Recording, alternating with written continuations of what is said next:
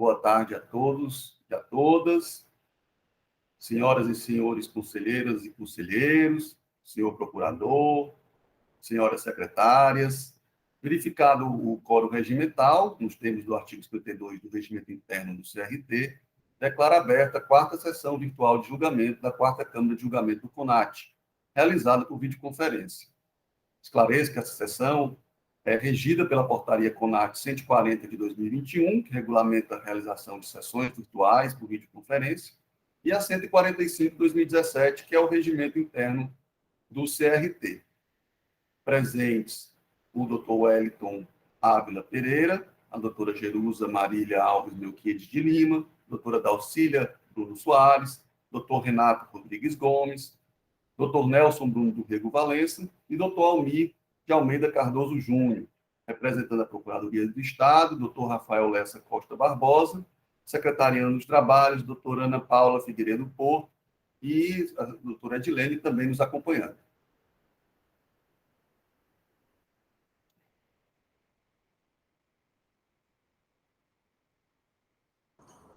Presidente, o conselheiro Ananias Rebouças Brito, suplente, solicitou participar como ouvinte da reunião. Pois não, seja bem-vindo, doutor Ananias. Importante, antes de estrear oficialmente, acompanhar uma sessão, né? Olá, pessoal, boa tarde, tudo bem? Boa tarde. Estou aqui como ouvinte hoje, né, para poder acompanhar aí e aprender um pouco aí com vocês em relação à sessão que eu vou fazer amanhã, né, também. Perfeitamente. Seja bem-vindo, Ananias. Muito obrigado, amigo. Então, hoje é o dia 17 de fevereiro de 2022, estamos em Fortaleza, no estado do Ceará.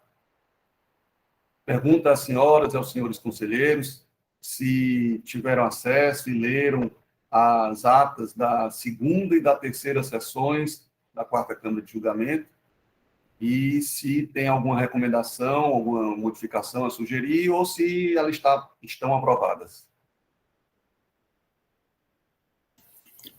Aprovada, presidente, por mim. Aprovada.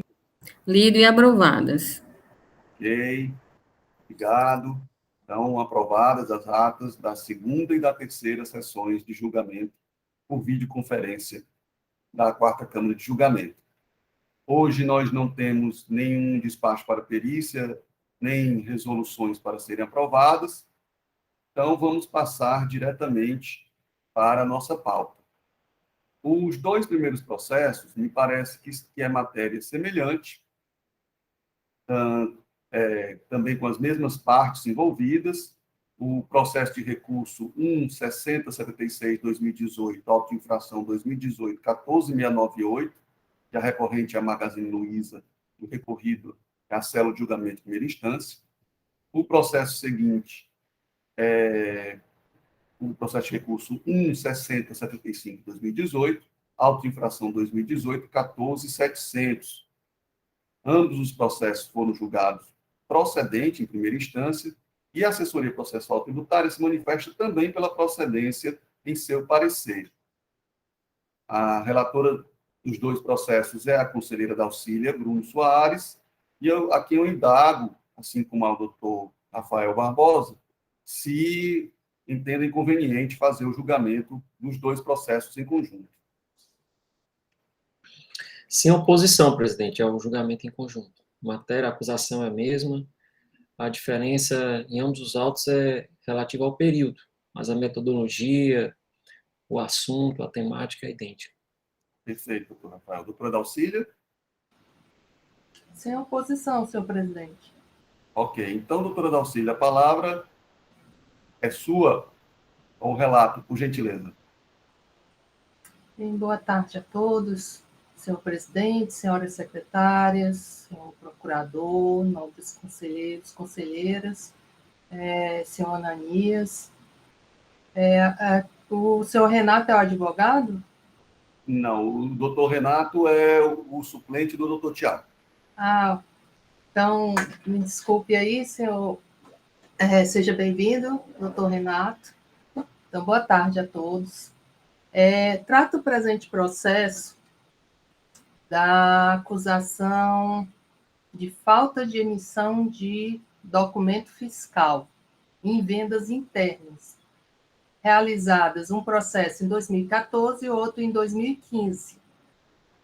De acordo com a informação complementar, o levantamento foi feito com base no confronto entre os dados fornecidos pela célula de laboratório fiscal, que foram informados pelas administradoras de cartão de crédito ou débito, a Cefaz, e os valores de vendas de mercadorias declarados no SPED do contribuinte autuado.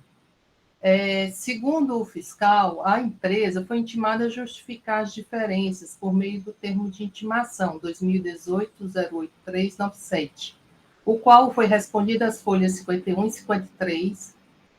Nessa resposta, a empresa atribui as diferenças à emissão de notas fiscais pelo centro de distribuição, porém, tal argumento foi rejeitado pelo agente fiscal com base no princípio da autonomia do estabelecimento. Segundo o fiscal, é vedado a venda de mercadorias utilizando-se documentos fiscais de outro estabelecimento. Entende que a empresa realizou duas operações que são fatos geradores do ICMS: a venda de mercadoria e a transferência, e que o estabelecimento autuado não emitiu a nota fiscal de venda e nem a nota de transferência pelo outro estabelecimento. Então, foram anexados os relatórios fiscais de DEF, cartão de crédito débito, DEF versus FD, inclusive com a identificação das operadoras de cartão de crédito, estão contidas no CD2, que os senhores receberam. Tem as folhas do SPED também no processo, as folhas 11 a 50, a resposta do termo de início, que eu mencionei, as folhas 51 e 56, consultas cadastrais, e os dois, na verdade, esse processo tem 3 CDs, sendo os 2 anexados pela fiscalização e um pelo contribuinte na fase de recurso. E o conteúdo do primeiro, que o fiscal anexou, e do terceiro, são idênticos. Eu acredito porque foi o mesmo que a empresa apresentou durante a ação fiscal, né? É o que eu suponho pela resposta que a empresa deu nos autos e do fiscal. Então, houve os relatórios, foram totalizados, que o fiscal apresentou por operação, por mês, diário, e o cruzamento da TFZ com o FD. Fundamentou nos artigos 127 e 176A e a penalidade 123.3b, item 1, da Lei 12.670, com a redação da 16.258. O sujeito passivo apresentou defesa, na qual apresenta os mesmos argumentos da ação fiscal e do recurso, motivo pelo qual eu vou me deter melhor no relato do recurso. Ele anexou cópia de decisões administrativas de outro Estado.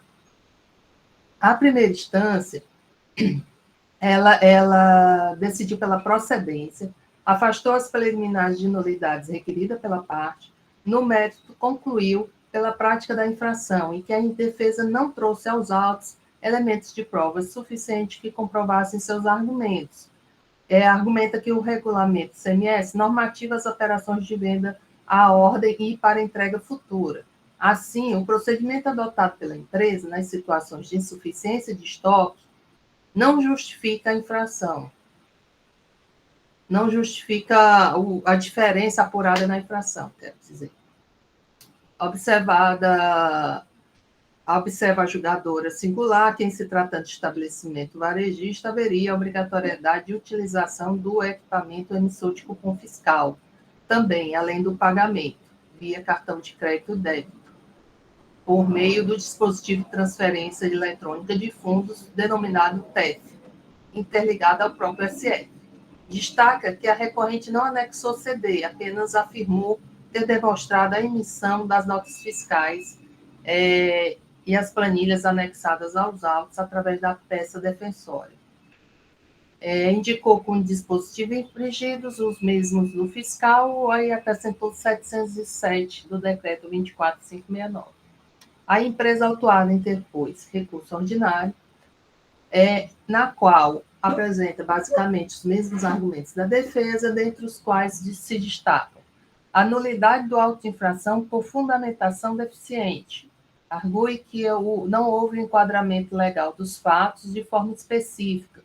O fiscal não indicou qual foi o artigo que a reclamante infringiu especificamente e nem contém elementos suficientes para determinar a matéria objeto da exigência tributária. Outra preliminar é a nulidade material da autuação por falta dos elementos probatórios. Não juntou documento que demonstrasse o movimento de vendas, não anexou extratos, ofícios ou documentos que supostamente teriam sido entregues pelas administradoras de cartão de crédito para cada período de apuração. A recorrente não tem como confrontar as informações às quais se baseou o fisco.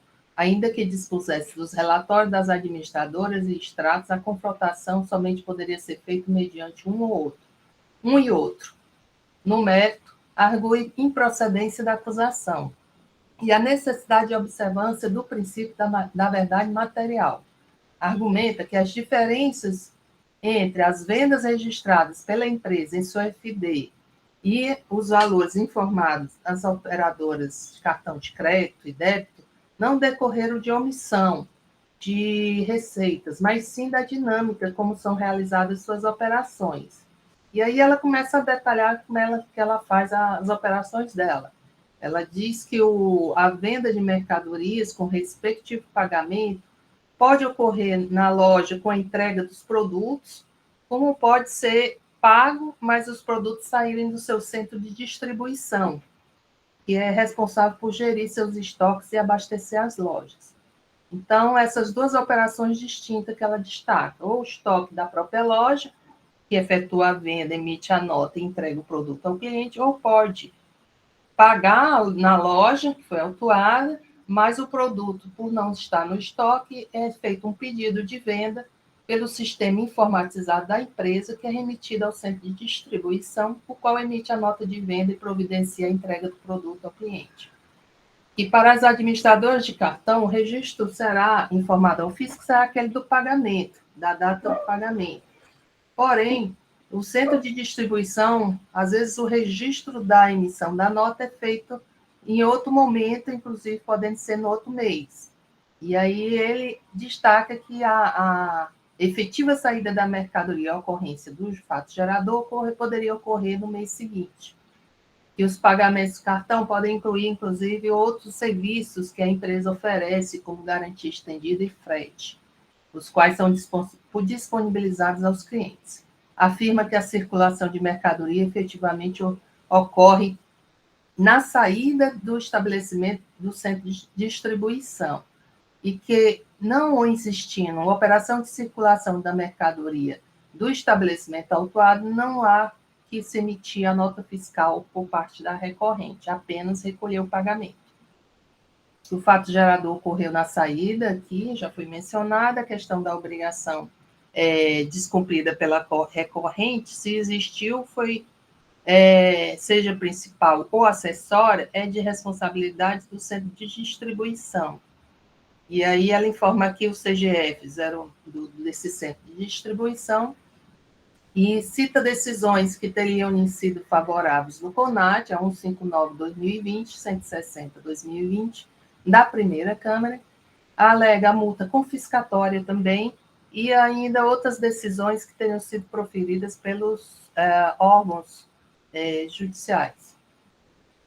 E, nesse sentido, a assessoria manifestou-se no sentido de conhecer o recurso, negar-lhe provimento para confirmar a decisão de procedência.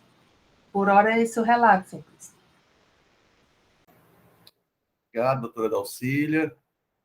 Agora vamos ter a oportunidade de ouvir o representante da Procuradoria-Geral do Estado, doutor Rafael. Por favor, doutor Rafael.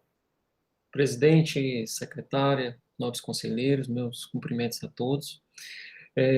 Presidente, a acusação ela é de deixar de emitir documento fiscal, né? Após o levantamento fiscal, o agente autuante, a partir do confronto das operações realizadas pelo contribuinte com operações de cartão de crédito, identificou, a partir do confronto com a sua FD, que não houve a competente emissão do documento fiscal correspondente, e por isso lavou o auto de infração. Mas o que acontece nesses autos também, presidente, é que, não obstante a sistemática especial, a logística que essas empresas, como a do auto de infração, do Magazine Luiza, ela realmente tem uma sistemática de operação em que algumas de suas mercadorias elas saem do centro de distribuição e não saem do estabelecimento que efetivamente recebe os recursos da operação de compra e venda. E é justamente isso que acontece aqui nos autos. A empresa aponta esse aspecto, essa logística especial, e não obstante isso, o agente fiscal ele ignora essa circunstância e, com base na autonomia dos estabelecimentos, lavra o auto de infração. Esse é o primeiro ponto, né? O segundo ponto que a defesa também traz, e eu estou destacando porque já foi objeto tanto essa sistemática especial como a exigência dos relatórios, do resumo das operações de cartão de crédito, já que se trata de uma fiscalização que adotou a metodologia do confronto do cartão de crédito, é que o agente autuante anexe ao processo esses relatórios das operações de cartão de crédito. E quem preceitua isso é o artigo 14 da norma de execução, quando aponta no sentido de que, para fins de prova junto ao contencioso, o agente do fisco poderá anexar ao processo administrativo quaisquer dos seguintes documentos. E na listagem catalogada do artigo 14 da norma de execução 3, vem um relatório resumido das operações de cartão de crédito. E esse relatório também não aportou aos autos.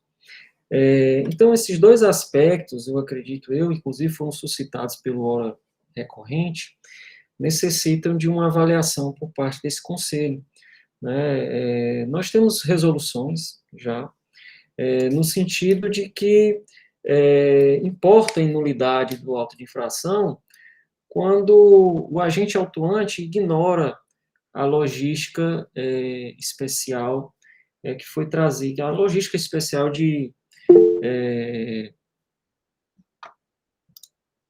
ignora a logística especial de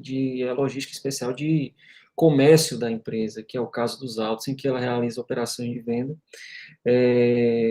saídas de mercadorias por estabelecimento distinto daquele que realiza a venda. E nós já temos precedentes parecidos com aquele do showroom, ou seja, a empresa tem um showroom, mas, na verdade, as mercadorias vão sair por outro estabelecimento, né?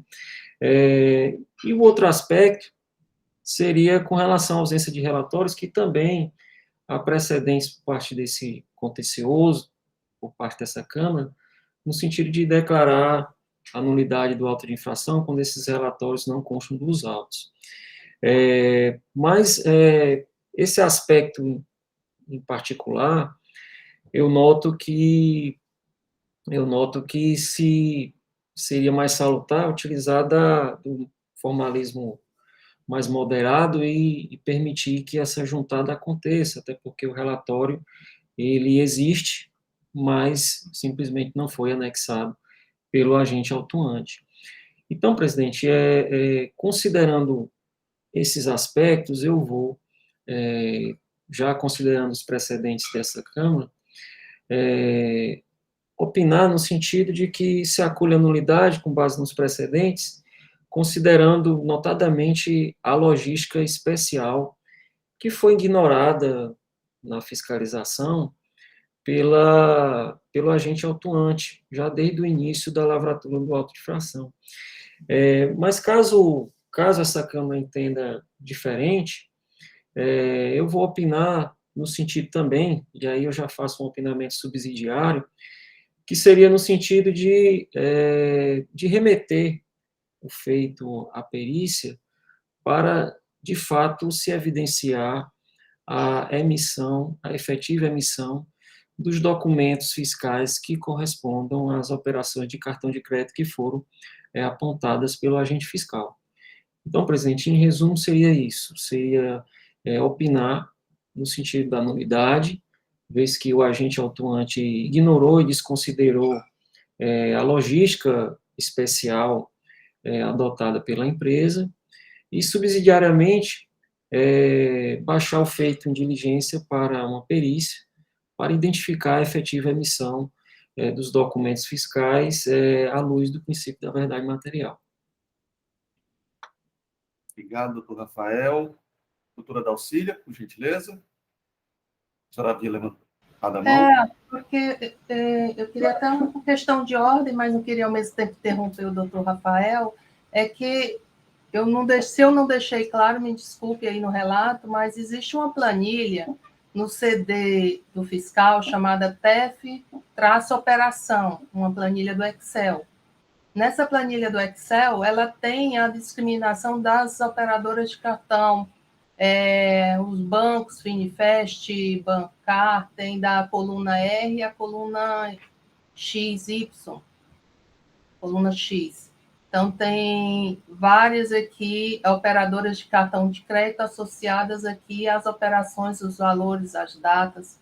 Está nessa planilha, doutor Rafael. Então, eu quis levantar a questão de ordem, mas ao mesmo tempo não quis interromper, mas normalmente ele não está naquele formato lá da instrução mencionado, mas ele tem as informações das operadoras e de cada operação. Né? E aí, entrando aqui na questão do mérito, eu queria falar assim, essa questão do que a empresa... Doutora Dalcília, só um segundo. Suscitada a questão de ordem, doutor Rafael, o senhor quer refazer alguma parte da sua manifestação? Só um segundo, doutora Dalcília, por gentileza. Presidente, eu vou só localizar aqui a planilha para identificar, e aí eu já me manifesto a respeito desse esclarecimento de fato que foi trazido pela conselheira Dalcília, tá bom? Perfeito. Ele está no CD2, doutor Rafael. CD2, arquivo TEF operação. Aí, se correr a barra, e precisa afastar a barra para poder visualizar, a partir da coluna S. Conselheira Dalcília, então, nós vamos fixar aqui os pontos controvertidos, né? Nós temos, veja se eu registrei aqui com correção. Temos uma nulidade por não conter os elementos suficientes para determinar a matéria do objeto da exigência tributária. Foi suscitada outra nulidade por ausência de documentos das operadoras de cartão de crédito. Foi solicitada improcedência e o caráter confiscatório da multa. Isso. São esses os 4 pontos. Falta de elemento probatório. Falta de elemento probatório é a primeira nulidade, né? Que eu destaquei aqui foram 2 nulidades. Essa do auto de infração por fundamentação deficiente e por falta de elementos probatórios. E nessa eu coloquei as várias coisas que ele menciona, que é a questão de não anexar extratos, ofícios, documentos das administradoras. Né? Então, tem também, presidente, a questão de aquela multa confiscatória, que eu não sei se a gente coloca em votação, mas ele fala também, ele aí é com o senhor, né, se vai ser uma preliminar ou não. Mas ele também aborda a multa confiscatória, né, e essas 2 preliminares. Perfeito. Então, seguindo aqui o nosso rito, vamos primeiro analisar as nulidades, né? Vamos primeiro nessa nulidade por não conter elementos suficientes para determinar a matéria objeto da exigência tributária, que me parece que, na realidade, é a questão que o doutor Rafael tocou, e a senhora também, que é sobre a metodologia ser errada, não é isso? Ele fala que essas diferenças são as diferenças, ele atribui que elas são originadas porque a nota não foi emitida pelo estabelecimento autuado, mas por um centro distribuidor, e que aí não haveria como fechar essas informações das operadoras, né? Não fecharia. E aí, essa nulidade por falta de documento, eu afasto, porque eu acho que dentro da ação fiscal, como eu falei e mencionei no relato, houve a emissão do termo de intimação, os argumentos apresentados pela empresa foram os mesmos, falando do procedimento dela, né? E aí, pelo princípio da autonomia dos estabelecimentos, o fiscal fez a interpretação dos fatos dele, de que caberia, na verdade, uma operação triangular.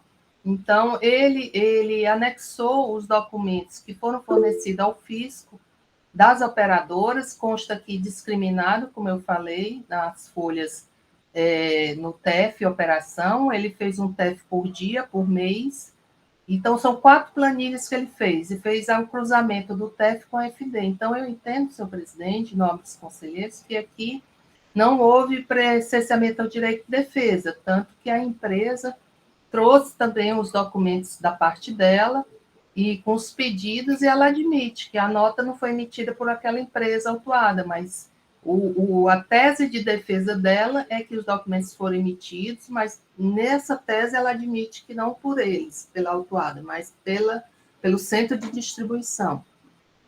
E daí, os elementos, eu acredito que estão suficientes, ele trouxe o SPED também da empresa autuada, eu acho que contei todas as informações para se defender, senhor presidente. Eu afasto essa nulidade por falta de provas, falta de planilha. Certo. Então, a primeira nulidade, senhoras e senhores, trazida aqui pela relatora, é a falta de provas, né? Que, dentro do recurso, foi a segunda nulidade. Então, vamos nos ater a essa nulidade. Em ela não sendo declarada, a gente avança para a segunda. Doutor Wellington, o senhor pediu a palavra?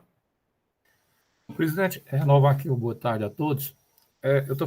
Fiquei só um pouco confuso, porque eu entendi a nulidade por falta de provas. Tem uma norma de execução, acho que é a número 3 de 2011, que fala sobre a metodologia que deve ser aplicada na apuração de operações realizadas com cartão de crédito / débito, né? Que a gente conhece como TEF / DF. E aí, agora é TEF / FD, né? Isso. E agora, eu entendi o que a doutora Dalcília comentou, eu fui verificar lá a planilha. Lá a planilha tem as operações individualizadas e tem indicação de qual foi a operadora que realizou. Não está no formato da instrução, porque a instrução tem que trazer totalizada por período para se comparar mês a mês, qual foi a operadora A, a operadora B, a operadora C, somar, e aí ver se naquele período essas operações totalizaram o valor superior ao que foi informado pelo contribuinte, né? Não consegui ver nesse formato lá, não. Mas não acho que esse seria o motivo de nulidade. O doutor Rafael tinha tocado num ponto aí, que era em relação a uma outra coisa que eu estava entendendo, aí a minha dúvida. Pelo que o doutor Rafael falou, foram consideradas operações que não deveriam estar dentro do levantamento por se tratar de operações com centro de distribuição, com outras unidades da empresa, tá certo? Então, eu acho que a gente pode segmentar... Isso é uma outra nulidade, né, doutor Wellington? Mas o doutor Rafael tocou nulidade nessa e a doutora Dalcília tocou na primeira. Então, é porque nulidade, assim... eu estou aqui separando exatamente para poder constituir o meu entendimento, entendeu? Em relação à da doutora Dalcília, a nulidade, eu acho que as informações estão lá, não estão no formato da instrução, não, mas as informações estão lá, só para a gente iniciar aí a discussão. Então, vamos nos ater a esse tópico, né, da falta de provas. Depois a gente, se for o caso, avança para a nulidade. Isso. Por não ter considerado a questão do CD, de como Isso. se dá a operação da autuada. Doutora Dalcília, a senhora pediu para falar novamente? Só para esclarecer a questão de fato aqui, doutor Wellington, não é que existam operações que foram fornecidas os documentos por outra empresa, pelo centro de distribuição, não. É porque o que o fiscal fez foi cruzar o TEF e a FD da empresa de uma filial. E aí, a empresa que vem como tese de defesa, dizendo que aquela diferença não tinha como fechar de forma alguma, já que a empresa que foi autuada, às vezes só recebe o pagamento, mas nem a mercadoria sai dela, nem a nota é emitida por ela. Então, não é que uma operação tem entrado na outra, sim, ela quer justificar as diferenças por essa tese. É só para esclarecer, eu não sei se eu me fiz clara, mas seria mais nesse aspecto. Ok. Doutor Rafael, por favor. Presidente, de fato, eu abri aqui os arquivos e, não obstante não esteja no formato regular, mas eu acredito que, da forma como ele veio, em momento algum cerceou, de fato, o direito de defesa do ora contribuinte, do ora atuado. Então, eu retiro, de fato, foi uma premissa equivocada e os relatórios, de fato, constam especificando quais foram os bancos as operadoras que realizaram essas operações, bem discriminado pelo valor. Então, de fato, não há de se falar em nulidade com relação a esse aspecto, tá certo? Então, eu retiro também a opinião no sentido de não acolher a nulidade nesse ponto que foi trazido por ausência de provas. Perfeito, doutor Rafael. Compreendido. Mais alguma conselheira ou conselheiro deseja se manifestar sobre essa nulidade por cerceamento do direito de defesa, por falta da relação das operações das empresas operadoras de cartão de crédito e débito? Não? Então, entendo que estão prontos para votar.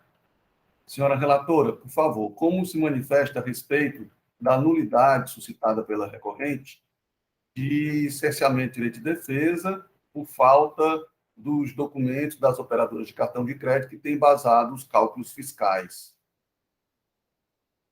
Eu me manifesto por afastar essa nulidade. Eu entendo que o conteúdo aqui é o que interessa. A instrução normativa ela é bem antiga, então, reiteradas vezes a gente vê aqui formatos dos mais diversos. O importante é que a informação esteja lá, né? E a informação de qual operador, inclusive segue alguma ordem aqui em termos de mês. Ele fez também o TEF por mês, por dia, e me permitiu, inclusive, comparar com os documentos da empresa, que no mérito vou me manifestar melhor, mas permite não só a quem vai julgar formar seu convencimento, mas também, principalmente, para o contribuinte se defender. Tanto é que ele apresentou aqui o que ele acredita que seriam as notas fiscais correspondentes a essa diferença com base nas planilhas fiscais. Então, afaste sobre isso. Ok, doutora Dalcília, doutor Renato? Sigo o relator, presidente. Ok. Doutor Nelson? Com a relatora, presidente. Doutor Almir? Presidente, com a relatora. Doutor Wellington? Presidente, só embasar aqui o voto no parágrafo 8º do artigo 84 da Lei 15.614, que nenhum ato será declarado nulo se dele não resultar prejuízo para a parte. Então, eu não enxergo prejuízo para a parte a disposição que está trazida nos autos. Ok? Eu acompanho a relatora. Ok, doutor Wellington. Doutora Jerusa? Com a relatora, doutor. Portanto, a quarta Câmara de Julgamento afasta a nulidade por ausência da relação das operações das operadoras de cartão de crédito e débito, tendo em vista constar no CD anexo ao auto de infração as informações necessárias para que a autuada faça sua defesa. Apesar de não constar no formato que a norma de execução exige, essa pequena divergência não traz nenhuma dificuldade extra para a recorrente. Bom, então, vamos avançar para a segunda nulidade. A segunda nulidade é no sentido de que a metodologia utilizada não é aplicável à situação da autuada, tendo em vista que as saídas e a respectiva emissão de nota fiscal de saída não se dá apenas no estabelecimento autuado, mas sim também no centro de distribuição da empresa. Então, queria ouvir as senhoras e os senhores a respeito, para nós podermos decidir sobre o tema.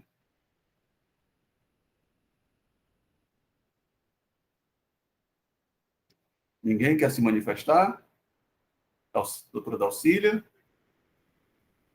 Então, presidente, eu não anotei a metodologia como uma nulidade, mas se quiser pôr a votação, eu entendi ela muito ligada ao mérito, na verdade. Então, eu tenho até dificuldade assim, de manifestar sobre ela sem entrar no mérito. Mas, como os demais conselheiros quiserem pôr na votação, né, eu anotei como uma outra nulidade a questão dos dispositivos, né, da falta de fundamentação com um dispositivo específico. Essa é por metodologia, apenas pela metodologia, se eu entendi, né, senhor presidente? Mas a senhora entende que tem uma outra nulidade que é por... Não, Esse é na mérito. verdade, eu Entenda que entendi, isso é mérito.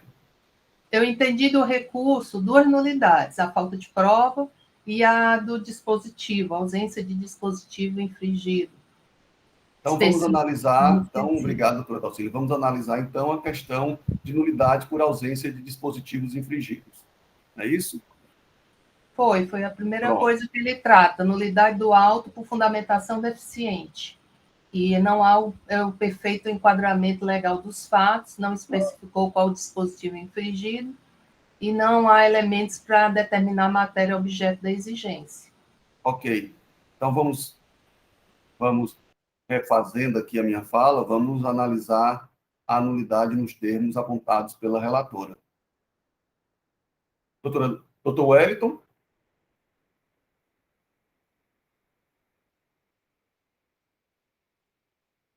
Presidente, acho que o doutor Nelson estava escrito, não? Doutor Eu Nelson? abaixei a mão, conselheiro. Exatamente o que eu ia falar, exatamente o que a Dalcília mencionou, e o presidente acabou corrigindo. Eu concordo com as argumentações da Dalcília. Eu entendo, e estava relendo aqui a peça recursal, que na cronologia dos fatos, de fato, a situação aí da logística especial de vendas, ela está dentro do mérito, não como nulidade. Perfeito, doutor Nelson. Bom, então, vamos debater a questão da falta de elementos suficientes, né? Vamos lá, doutora Dalcília. Doutor Wellington, o senhor deseja falar primeiro? Não, presidente, é só para corroborar com a relatora. A falta de indicação, erro na indicação de dispositivo, nada disso acarreta nulidade do ato processual, não. Está lá na nossa lei, que pode até ser corrigido de ofício, tá certo?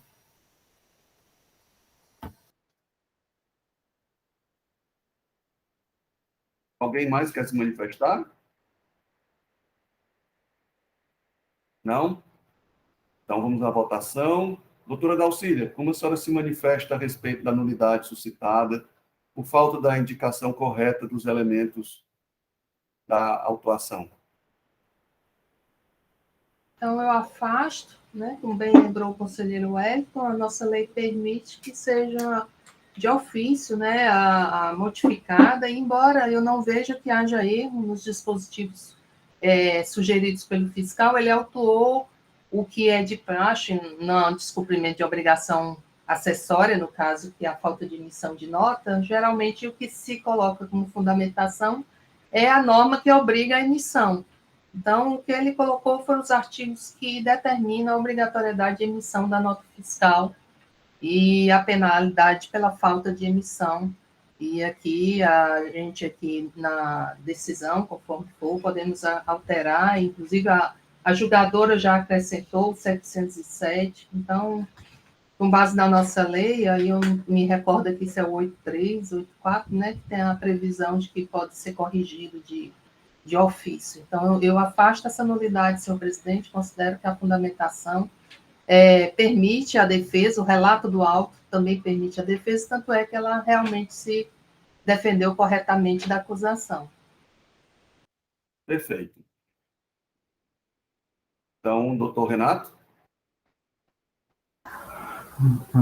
Presidente, eu só peço vênia para discordar com relação ao Wellington, ao conselheiro, com relação a que que o auditor, enquanto lançamento fiscal, não tem a obrigação de imputar os artigos jurídicos que entende devido, porque eu acho que isso sim seria uma defesa, e também tem que expor de forma clara e precisa os fatos que levaram ao lançamento fiscal, já que se trata de uma atividade vinculada.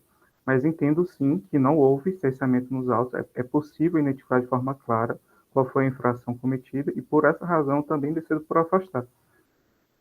Ok, doutor Renato. Doutor Hélio, o senhor deseja se manifestar antes da votação se iniciar? Não, presidente, essa é porque eu tenho esse hábito de sempre embasar o posicionamento. Aí eu queria só citar aqui o dispositivo, o parágrafo 7º do artigo 84 da lei do CONAT, que diz assim: estando o processo administrativo tributário em fase de julgamento, a ausência ou erro na indicação dos dispositivos legais e regulamentares infringidos e dos que combinem a respectiva penalidade constante do auto de infração serão corrigidos pela autoridade julgadora de ofício ou em razão de defesa ou recurso, não ensejando a declaração de nulidade do lançamento, quando a infração estiver devidamente determinada. Então, qual é o meu entendimento? Se a infração está caracterizada, tá certo? Então, o erro na indicação não prejudica o lançamento a ponto de fulminá-lo, mas apenas a ponto de ensejar a correção, tá certo? Essa é só para a gente contribuir nas discussões. E aí, doutor Hélio, doutor Nelson, como se manifesta? Com a relatora, presidente. Doutor Almir? Presidente, com a relatora, sem dúvida. Certo. Agora é a doutora Jerusa? Não, doutor Wellington, perdão. Mas posso conceder a vez com o maior prazer, presidente. Com a Infelizmente, relatora. temos que seguir a sequência dos assentos, né? Com a relatora. Doutora Jerusa, por favor. Com a relatora, senhor presidente. Ok, então, por unanimidade de votos, a quarta Câmara decide afastar a nulidade por erro na indicação dos dispositivos violados, tendo em vista o disposto no artigo 84, parágrafo 7º da Lei 15.614 de 2014. Pois bem, então, o próximo item é o caráter confiscatório da multa. Não é isso, doutora Dalcília? Isso. Pois não, doutor Wellington. Não, é só para lembrar a doutora Dalcília, eu acho que isso está simulado já. Né? Eu não sei como era lá na terceira, doutor Wellington. Aqui a gente mesmo simulado ainda colocava até ano passado para votação. Não sei como o presidente Michel vai aderir, mas... Eu acho que todas as matérias que são suscitadas pelo recorrente têm que ser apreciadas pela turma, né? Pela Câmara. Então, a ideia não é afastar, não, presidente, a votação não, é só para esvaziar a discussão. Perfeito, doutor Wellington. Doutor Nelson? Só uma consideração, presidente. Eu entendo que a aplicação o argumento de aplicação de multa confiscatória vem depois do mérito. Não fazia mais sentido primeiro a gente julgar o mérito e depois ir para esse outro ponto? Na realidade, aí eu não vejo uma alteração muito grande.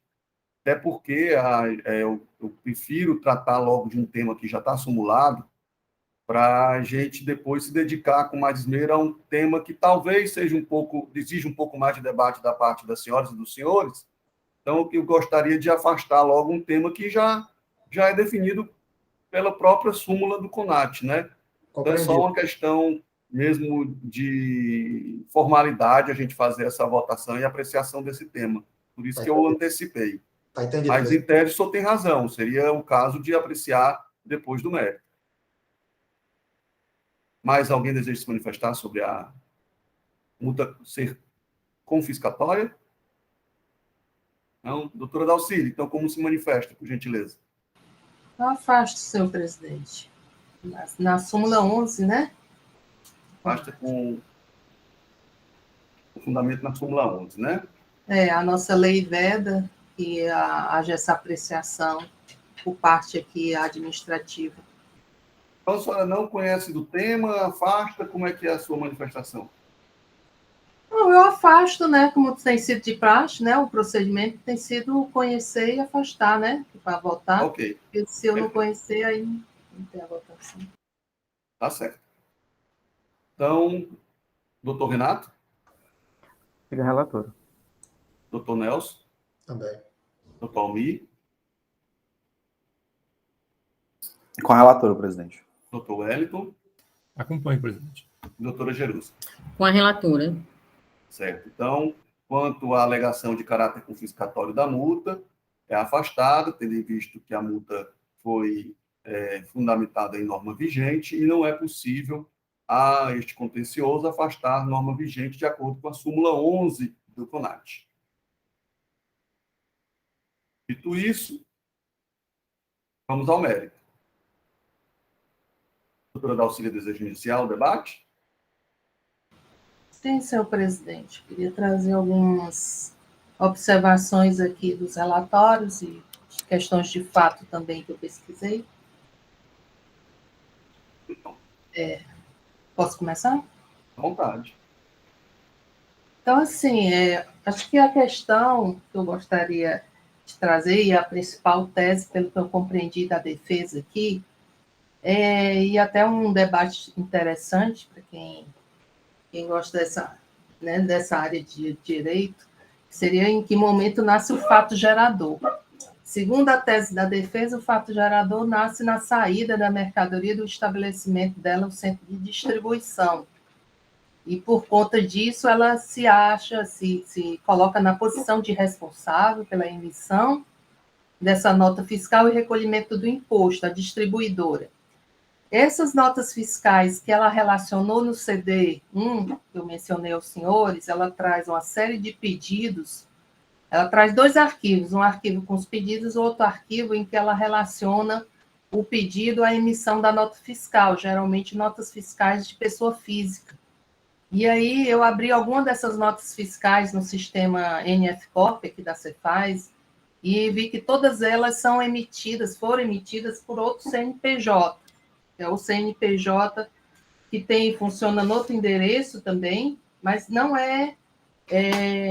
como é que se diz, galpão fechado, armazém, ele é um comércio varejista, pelo menos o KNAI é de comércio varejista. Então, se os senhores observarem, até pelo código que está da chave de acesso, dá para perceber que dentro da chave de acesso está o CNPJ. E se percebe o CNPJ que emitiu essas notas é o 47 960 950, com o final 084554. E tem a inscrição do CGF próprio, tem um SPED próprio, e ela foi que emitiu essas notas com esses pedidos. E enquanto a empresa autuada é a empresa com o CNPJ final 085011, localizado aqui em Benfica. E essa outra, salvo me engano, agora eu esqueci, não é outro município. Mas, enfim, a empresa, ela vem com essa tese, que quem realizou a entrada do produto, a saída do produto e o destaque do ICMS foi essa empresa. Então, o fato gerador seria esse. E o que é que o fiscal desconsiderou esse argumento que ela já apresentava durante a ação fiscal? Porque foi o princípio da autonomia dos estabelecimentos. Né? Por esse princípio da autonomia dos estabelecimentos, cada empresa deve ter sua escrita fiscal e contábil, e também seus próprios controles de estoque. Então, cada estabelecimento ele é autônomo em suas obrigações principais e acessórias, mesmo pertencendo ao mesmo titular. Assim, cabe aqui se discutir se ela poderia, porque assim, se supre, porque a acusação qual é? É a falta de emissão pelo estabelecimento autuado. Ao meu ver, os documentos que a defesa anexou, na verdade, provam isso, e a própria tese dela prova que o autuado não emitiu as notas fiscais. Por quê? Porque na hora que ela diz que quem emitiu foi o outro estabelecimento com outro CNPJ e outro CGF, ela está admitindo indiretamente que essa empresa, aliás, diretamente, que ela diz que essa empresa autuada apenas recebe o pagamento. Agora eu indago aos senhores. O negócio jurídico foi realizado entre cliente, pessoa física e o estabelecimento que recebeu o pagamento, ou entre pessoa física e o estabelecimento que ficou responsável pela entrega da mercadoria? Né? Ao meu ver, até como consumidora, já passei por essa situação, quem eu adquiri foi o estabelecimento que eu paguei. Tanto que ele me passa um recibo, às vezes, quando não entrega imediatamente. Agora, o que a legislação determina é que haja uma transferência de estoque para aquele estabelecimento, ou que a empresa também, já na época vigente, o fato gerador, já existia a previsão de uma operação triangular, em que ela faz essa transferência, ou ela faria essa transferência de estoque para o contribuinte mesmo, que recebeu o dinheiro, emitiria uma nota para entrega futura, e aí haveria uma simples nota de faturamento, ser um destaque, e já entregaria para o cliente, né? E aí a outra nota com destaque é que acompanharia a mercadoria até a entrega. De qualquer modo, para mim, prospera o argumento do fiscal, e que foi a tese que a julgadora singular acatou, de que caberia aqui uma outra nota fiscal, seja uma nota de transferência ou uma nota de venda. O fato é que a empresa omitiu uma das operações, porque se ela vendeu algo que ela não possuía em estoque, ela vendeu algo que ela teria que adquirir depois ainda, da entrada no seu estoque, ou então ela não poderia vender.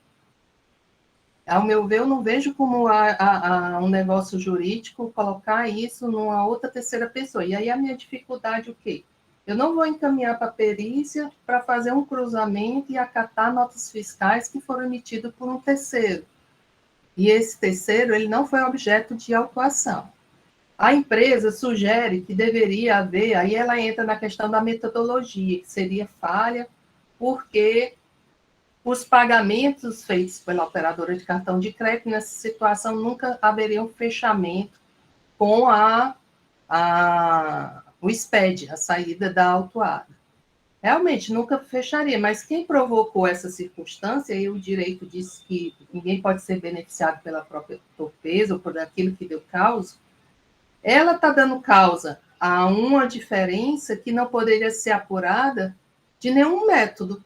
Pela forma como ela procede, se faz um levantamento de estoque, vai dar furo, porque essa mercadoria não entrou no estoque da empresa autuada. Se faz um levantamento contábil, vai dar furo, porque o financeiro entrou na filial e não entrou a quantia financeira no distribuidor. Mas quem está emitindo a nota é o distribuidor que não recebeu financeiramente com aquele dinheiro. Então, esse tipo de operação, caberia até ela ter entrado, e eu ainda pesquisei lá dentro da SECONS, haveria algum termo de acordo, mas eu acho que se ela tivesse algum termo de acordo para proceder dessa forma, ela teria trazido aos autos, não trouxe, nem sequer argumentou. A questão dos precedentes que ela cita, eu olhei aqui, são precedentes em que foram nulos por falta das planilhas, que foi a matéria que a gente já afastou. Não havia nos autos da primeira Câmara, que ela anexa aqui a decisão, nenhuma circunstância de planilha com a definição de quais operadoras. Aí, a questão das notas fiscais que eu consultei, mesmo somando os valores que ela coloca, ainda não fecha com as diferenças. Era outro detalhe que eu queria colocar, que mesmo assim eu fiz.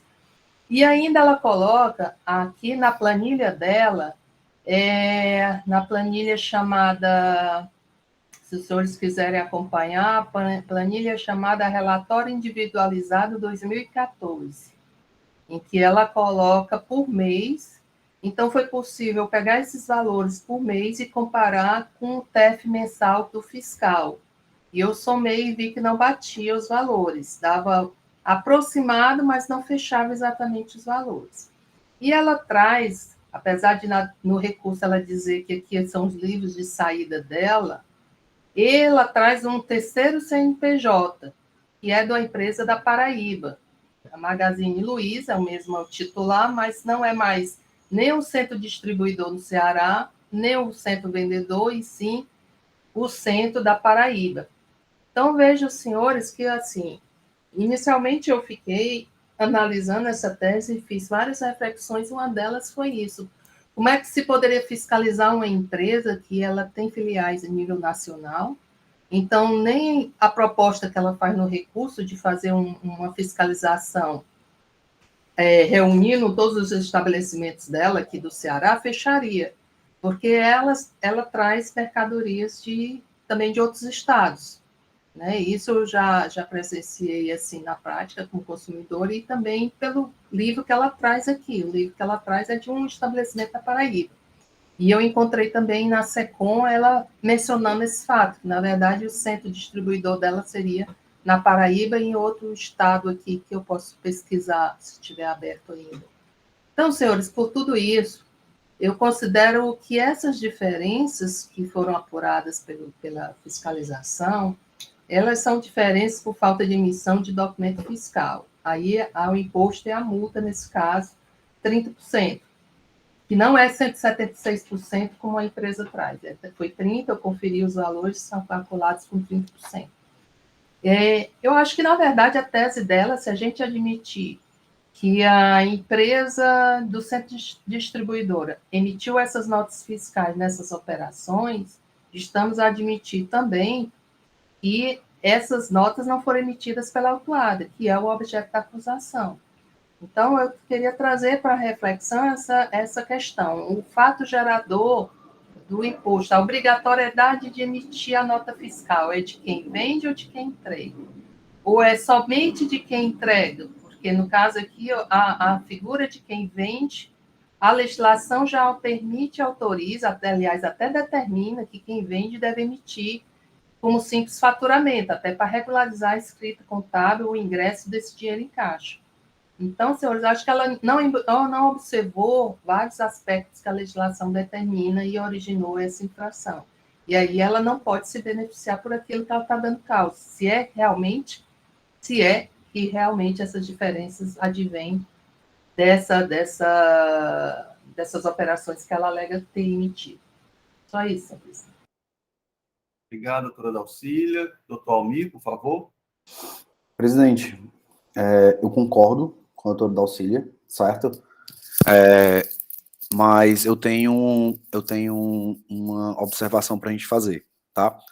Para a gente ponderar e tentar analisar como resolver da melhor forma, certo?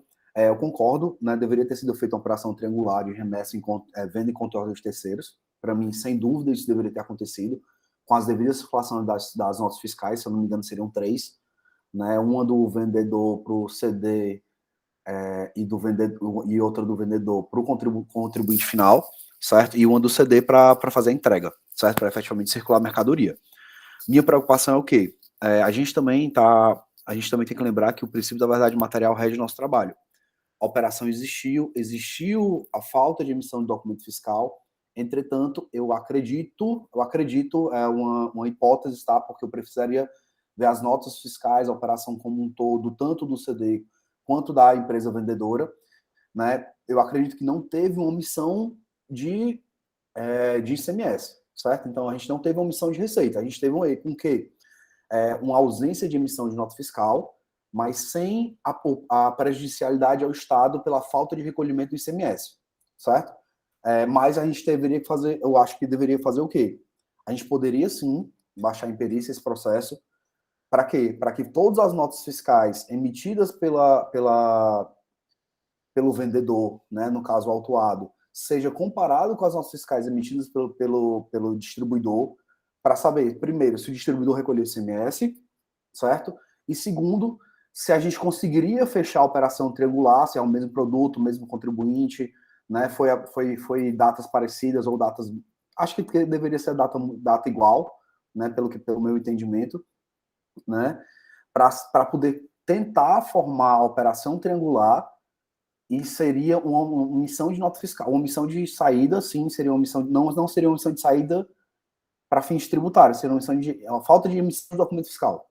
Esse é o que eu acho que a gente deveria ponderar aqui, né, antes de tomar qualquer decisão, tá? Seguindo o princípio da verdade material. Certo. Então, pelo que eu entendi, o senhor está propondo que nós apreciemos uma perícia suscitada de ofício né? Pelo Dr. Almir.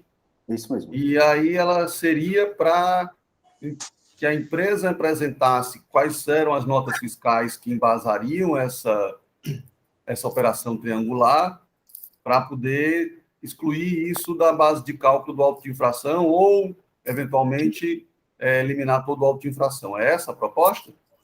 Seria, presidente, mas não eliminar totalmente a auto-infração. Eu acho que a penalidade deveria ser mantida. Talvez eliminar só o crédito tributário, ICMS, no caso.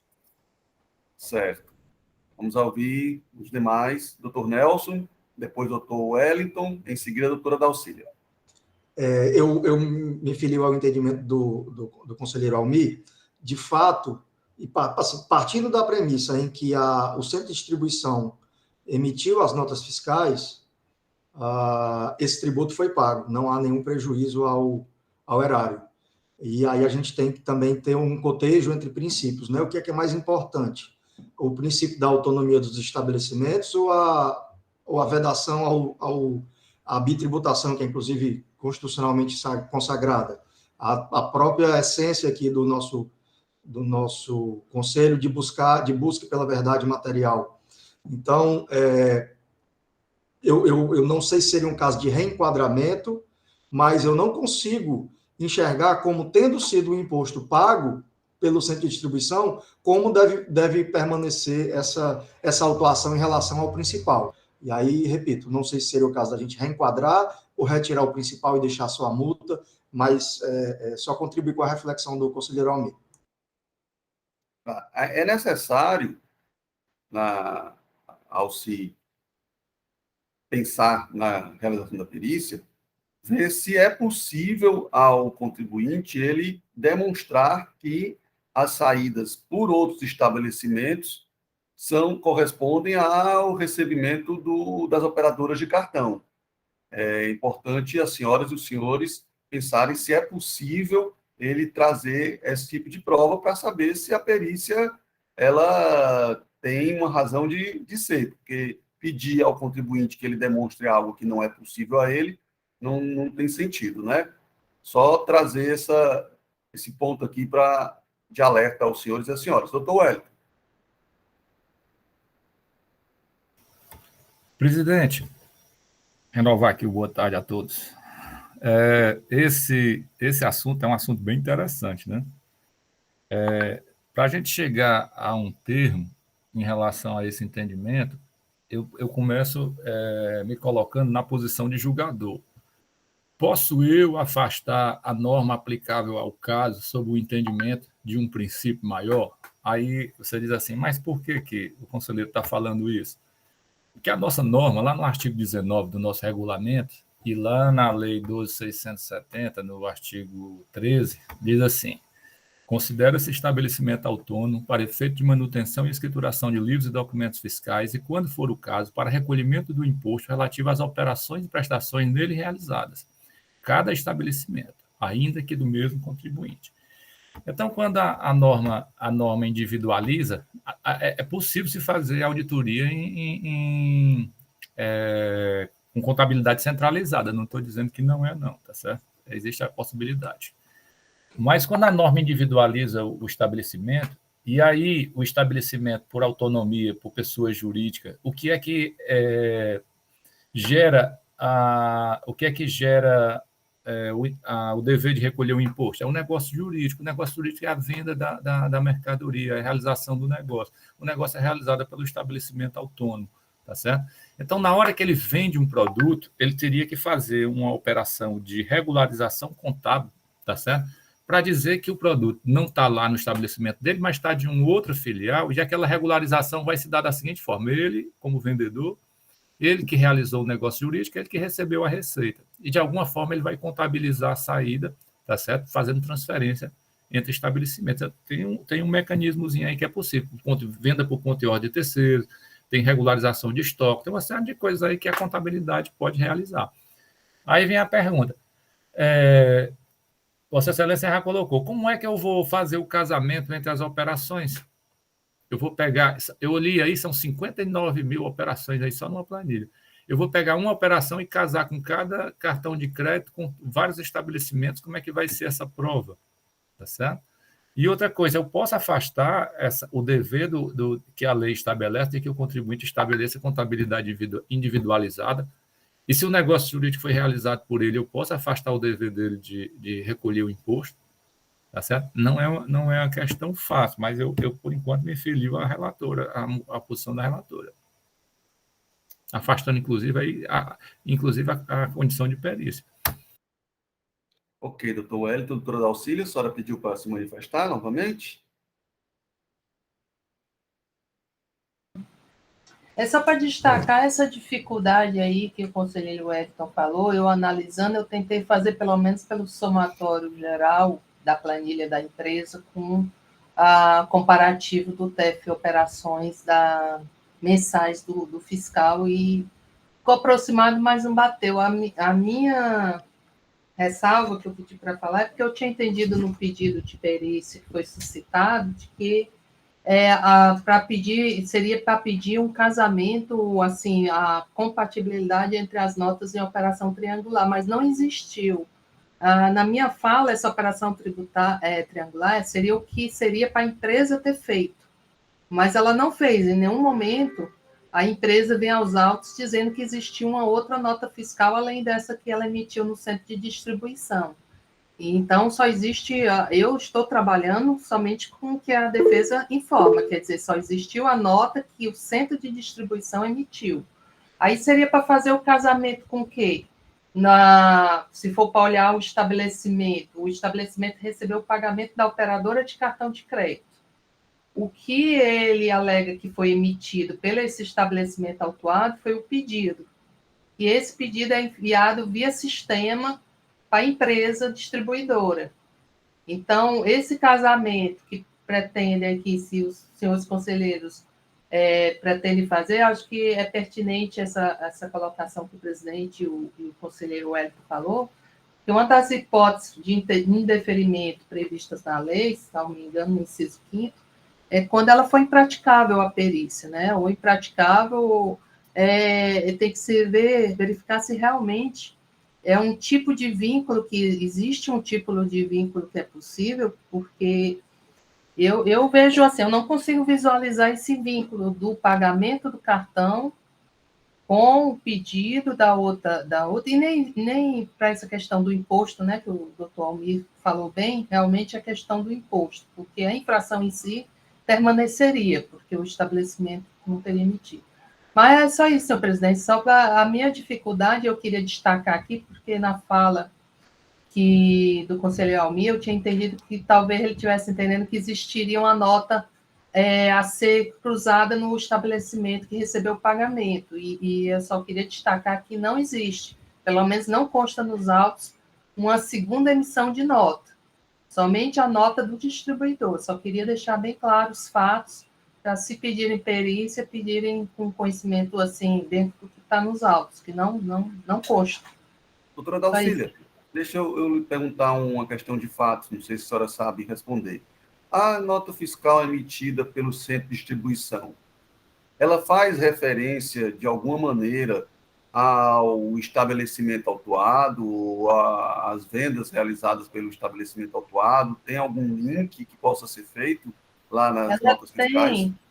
Ela traz no campo descrição, aqueles informações complementares da nota, ela traz a descrição. Todas as que eu abri, traz assim, o valor aproximado dos tributos, a fonte, o pedido, aí traz o número do pedido, um código aqui, código CLI, eu não sei se é o código do cliente, lote, código do vendedor, a filial, em termos de número, né?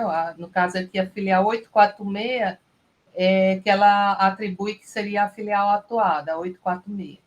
E um código do PED, PED, e aí é um código longo, MD 5.2.60, e o celular. Então, que teria, talvez, pela filial ou número do pedido, né? Certo. E esse número do pedido, aí teria... Porque também tem uma questão, aí teria que entrar num estabelecimento que não foi fiscalizado, porque o centro de distribuição não foi fiscalizado. Poderia a gente pedir ao centro de distribuição esses documentos, a autuada No caso, ela, o que ela teria talvez sejam os pedidos para fornecer, né? Que foi o que ela recebeu o dinheiro e emitiu o pedido. Pelo que eu entendi, o que ela fez foi isso, autuado. Pelo menos é a alegação dela, né? É. Doutor, obrigado, doutora Auxília. Doutor Almir, por gentileza. Presidente, sobre a questão da observação de como fazer o casamento, tá? Eu estava aqui escutando vocês e pensando, certo? Eu não tinha nem lembrado da possibilidade de ter alguma informação na nota, como o senhor ressaltou, tá? Se tem informação na nota, esse PED provavelmente deve ser o número do pedido, a gente tem o número do cliente, a gente tem a nota fiscal emitida para o cliente. Se a operação for paga em cartão de crédito, que aparentemente né, já que a gente está tratando de omissão de receita via TEF, a empresa conseguiria, com toda certeza, pegar o comprovante de pagamento do cartão de crédito, até eu via sistema mesmo de cartão de crédito, não sei qual a operadora que eles usam, mas pelo menos o meu conhecimento de sistema, ele identifica cliente por cliente, pagamento por pagamento de cartão de crédito, pelo CNPJ, certo? E casar o pagamento, o pedido, com a nota fiscal da distribuidora. Eu entendo que não tem, eu entendi, doutor Dauxílio, que não tem a nota fiscal do vendedor para o cliente final, tá? Mas se fizer esse casamento dessas três informações, a gente tem como ter certeza que a venda foi feita por um e a nota fiscal é emitida por outro, certo? Eu acredito que isso é totalmente possível de ser feito, tá? Com relação à questão do que o doutor Wellington levantou, né, eu em momento algum estou isentando a responsabilidade deles do erro da penalidade. A penalidade para mim tem que existir, isso é fato, assim, eu não tenho dúvidas com relação a isso, tá? A minha preocupação é a questão que o doutor Nelson falou. A gente estaria tributando o mesmo contribuinte de uma receita que já foi recolhida por outro. Existe o princípio da separação das empresas, isso é fato dos estabelecimentos, no caso, certo? A operação está incorreta, sim, para mim é claro que a operação está incorreta. A minha preocupação é o quê? É não onerar mais ainda o contribuinte, né? E não deixar que o Estado deixe também de recolher. A gente tem que sempre pesar pelos dois lados aqui, não só por um, certo? Então, assim, eu acredito que sim, seria possível fazer esse cruzamento de informações, até porque, com certeza, né, o Magazine Luiza é uma gigante, né, aqui no Brasil, uma das maiores empresas que a gente tem nesse setor. A logística deles é impecável, maravilhosa e admirável por todo mundo, altamente estudada para ser refletida em outras empresas. Muita gente copia, né? E eu tenho certeza que eu consigo ter uma grande convicção, não certeza, porque a gente não tem certeza de nada na nossa vida, né? Mas uma grande convicção de que eles com certeza conseguem casar essas informações, tá? Ok, doutor Almir. Quanto à perícia, as senhoras e os senhores têm que verificar se ela é possível e se ela é útil, né? Ou se ela é prescindível. Porque, assim, eu vou fazer um levantamento e, na visão do doutor Almir e, aparentemente, do doutor Nelson, aquelas operações que o ICMS tivesse sido recolhido por outro estabelecimento da contribuinte, isentaria a cobrança novamente no auto de infração do imposto. Então, quem entende assim, me parece que é útil a realização de uma perícia, desde que ela seja possível. Mas para quem entender que, mesmo tendo essa correspondência, o ICMS deveria ser cobrado, aí ela já não seria útil. E aí, pelo inciso 5, né, que a gente não iria deferir. Mas aí eu queria ouvir ainda o doutora Jerusa, o doutor Renato, que ainda não se manifestaram sobre o tema, gostariam de partilhar conosco? Doutor Renato. Gente, boa tarde novamente. Assim, as ponderações que eu tenho para fazer com relação ao posicionamento do conselheiro Wellington. O negócio jurídico foi feito com um CNPJ e a saída da mercadoria foi dada por outro CNPJ. O nosso decreto, ele fala que considera-se o fato gerador ao momento da saída. Então, aqui a gente teria dois fatos geradores, então, porque você está me dizendo que fez uma operação, mas o próprio nosso decreto, no artigo 3º, ele fala, considera-se ocorrido o fato gerador no momento da saída.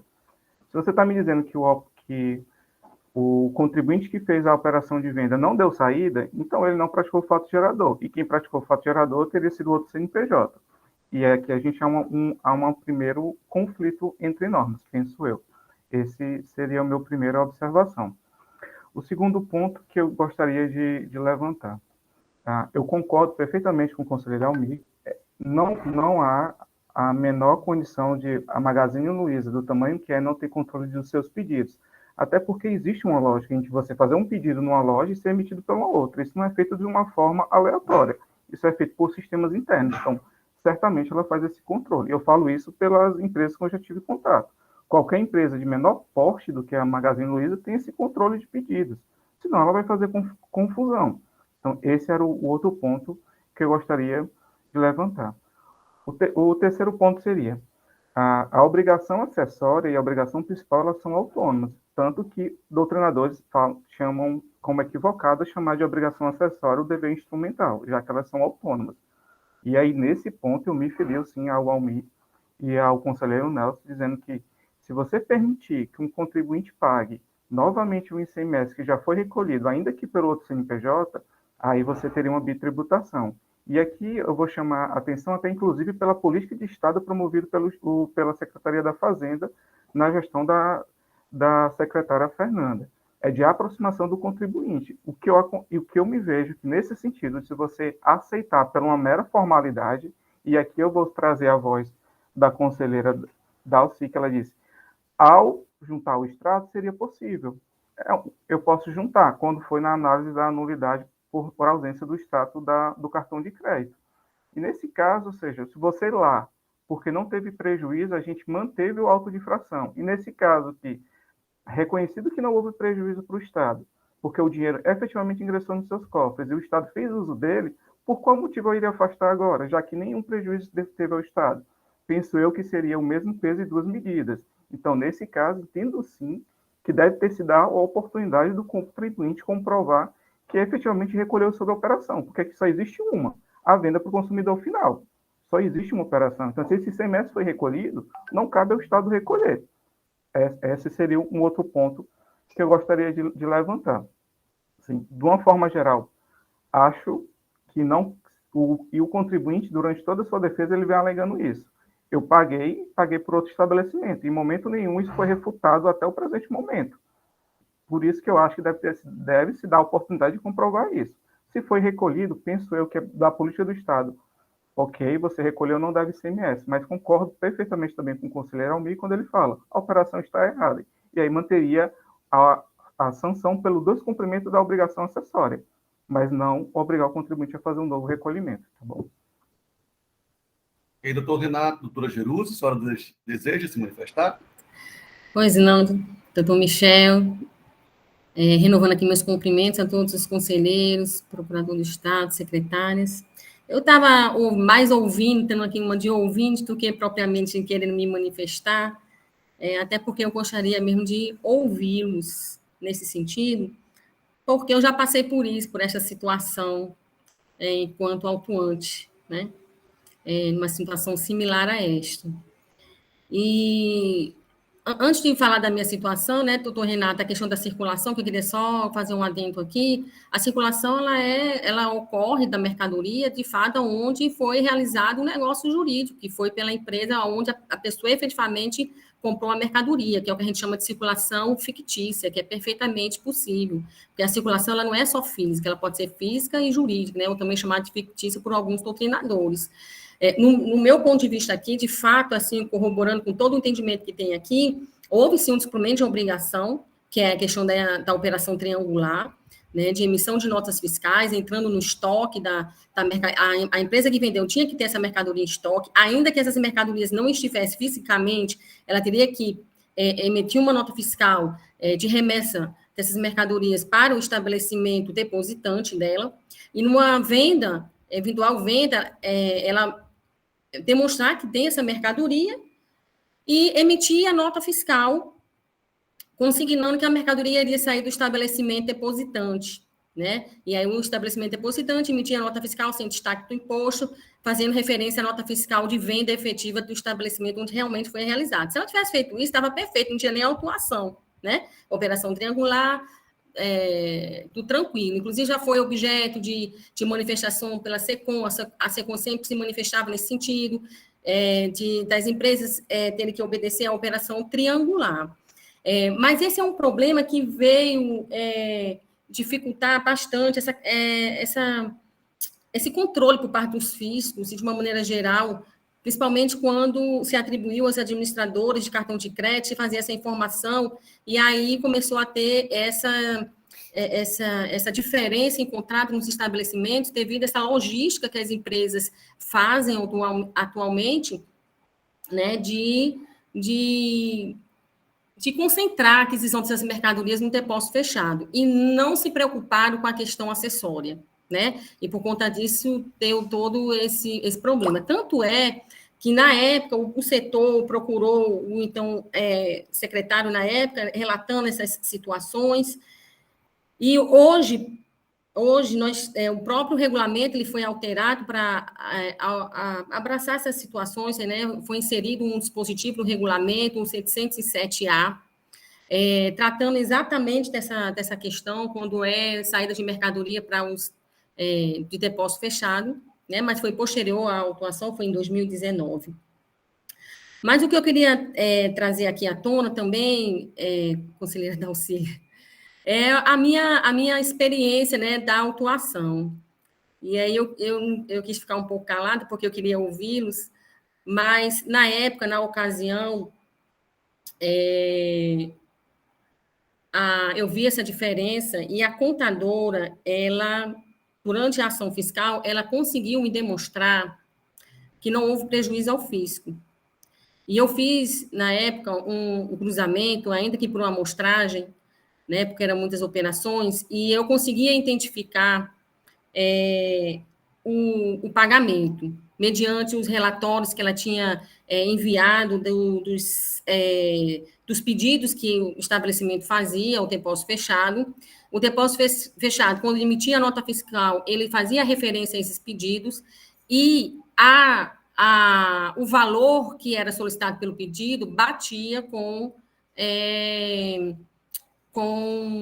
o valor emitido pelo depósito fechado, né, de acordo lá que eu verificava com a chave de acesso dos documentos fiscais. Isso foi me demonstrado durante a ação fiscal, né? Então, no meu ponto de vista, não tinha como eu lavrar uma auto-infração cobrando esse valor de ICMS, estando comprovado que essas operações, efetivamente, foram recolhidos o imposto na ocasião, né? Então, mas eu também não poderia deixar de lavrar a auto-infração pelo descumprimento da obrigação acessória, e na época eu lavrei pelo descumprimento apenas da obrigação acessória. Eu não sei se essa situação seria exatamente a situação da doutora Dalcília, se tem como ele fazer esse batimento dos relatórios dele. No meu caso específico, é por isso que eu não quis me manifestar antes, eu tive como fazer isso. Eu não sei se nessa situação da Dalcília, ela vai poder, o perito vai poder conseguir fazer essa conciliação. Então, assim, eram essas as considerações que eu tinha a fazer, né, e coloca aí para a manifestação dos demais. Ok. Doutora Dalcília, antes de passar a palavra, eu gostaria de ouvir o doutor Rafael a respeito da perícia suscitada pelo doutor Almir. Doutor Rafael, o senhor deseja se manifestar sobre o tema? Presidente, obrigado pela palavra. Inclusive, foi uma das minhas manifestações subsidiárias, presidente. Eu entendo, primeiramente, que é nulo, porque o fiscal tinha condições de já fazer essa análise no levantamento, é dever do fiscal buscar a verdade material, então já entendo que é nulo, com base no precedente já dessa composição anterior, né, de outro biênio, uma resolução do conselheiro Robério, né? Então, é pautado nessa resolução dessa Câmara, em outra composição, lógico, que é a resolução 244/2021. ICMS deixar de emitir notas fiscais eletrônicas, ação fiscal que denuncia que o contribuinte deixou de emitir notas fiscais no ano 2014. Auto-infração julgado nulo em primeiro grau, em razão da metodologia utilizada e as peculiaridades da atividade exercida pela empresa. Então, foi nesse precedente que eu me manifestei na minha sustentação oral, que eu mantenho, e também, subsidiariamente, opinei pela perícia em homenagem também ao princípio da verdade material, que caso essa Câmara não acolha a nulidade, que encaminhe o feito à perícia, considerando que foi essa exatamente a principal tese da empresa, e, de fato, eu entendo que o fato gerador, ele ocorre com a circulação, a movimentação da mercadoria, né? A mercadoria, ela efetivamente, ela sai do CD, né? Então, quando acontece isso, é que o fato gerador surge, e é por isso que eu também, considerando esse aspecto, eu até estava refletindo um pouco sobre o que a conselheira falou, a conselheira Jerusa, sobre a questão simbólica, né? A circulação simbólica, mas eu acho que a mera operação financeira, ela não seria o caso de uma circulação simbólica aí, né? Então, é por isso que eu vou manter o meu entendimento, presidente, que é no sentido de, primeiro, nulidade, mas essa Câmara já superou, e, em segundo lugar, perícia, que eu já entendo que, em homenagem ao princípio da verdade material, a empresa teria, sim, o direito de fazer, de ver analisado esse confronto e evidenciar, e me sinto mais confortável ainda com as declarações que foram trazidas ainda pela conselheira Jerusa. Certo. Doutor Rafael, só suscitando outro tema, as duas nulidades que já foram votadas, o senhor concordou com elas, não foi? Sim, no sentido de afastar, né? Que De afastar. a empresa traz uma nulidade por ausência dos relatórios, mas nós já verificamos que os relatórios constam do processo. E outra nulidade por... E outra nulidade por ausência de clareza, né? Isso. Ela traz uma ausência de clareza, e os dispositivos legais não estão bem especificados. Também opino no sentido de afastar, por entender que não houve qualquer prejuízo nesse aspecto. Ok, perfeito, doutor Rafael. Muito obrigado. Doutora Dalcília, a senhora ainda quer se manifestar? Eu quero, porque eu ainda estou, assim, formando meu convencimento se favorável ou não à perícia, por conta justamente desse ponto do fato gerador. Aqui foi dito, o fato gerador acontece na saída. Tudo bem, mas essa saída, se o contribuinte tivesse feito o procedimento que deveria ter feito, essa mercadoria teria saído do estoque de quem vendeu. E aí entra a história que eu coloquei anteriormente. Aonde foi feito o negócio jurídico? Com quem foi feito o negócio jurídico?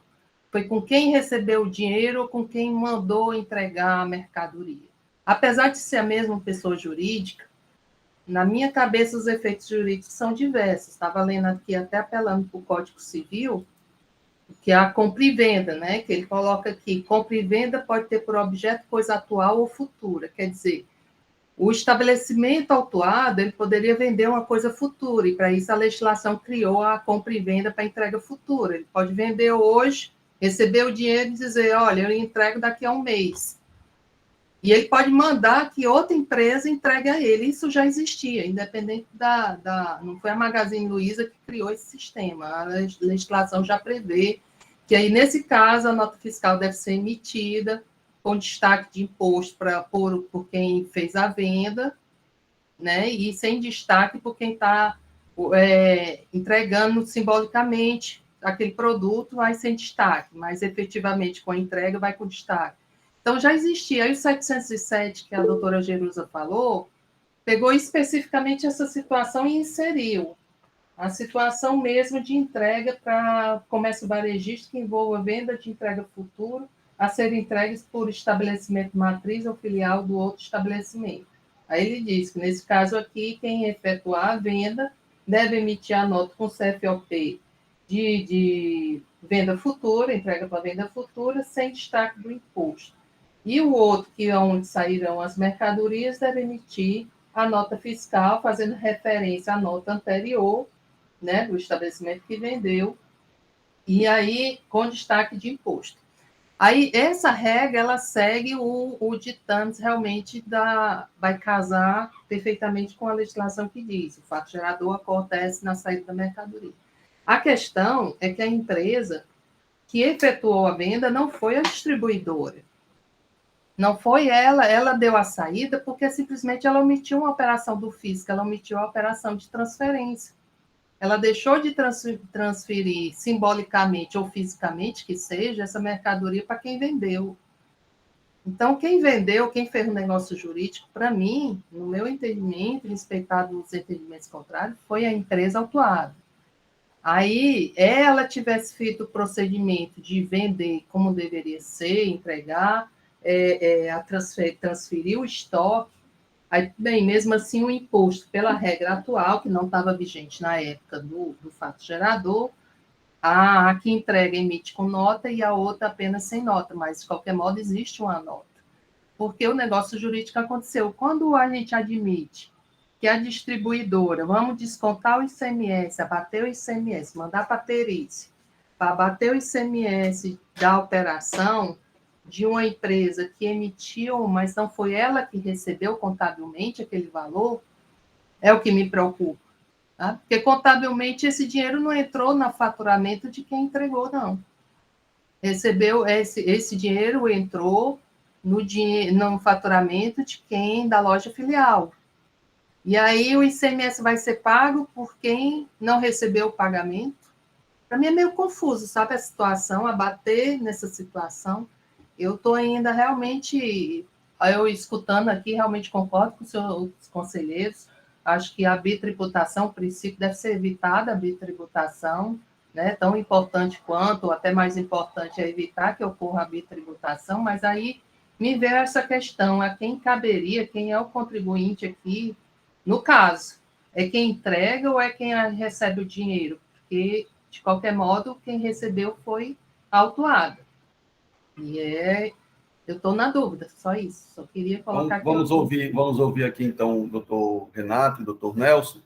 Só lembrando, senhores, que como bem trouxe o doutor Rafael, em outra oportunidade, a Quarta Câmara decidiu pela nulidade do feito fiscal, justamente entendendo que a metodologia da comparação dos cartões de crédito com as vendas do estabelecimento não é idôneo para aferir a ausência de emissão de documento fiscal.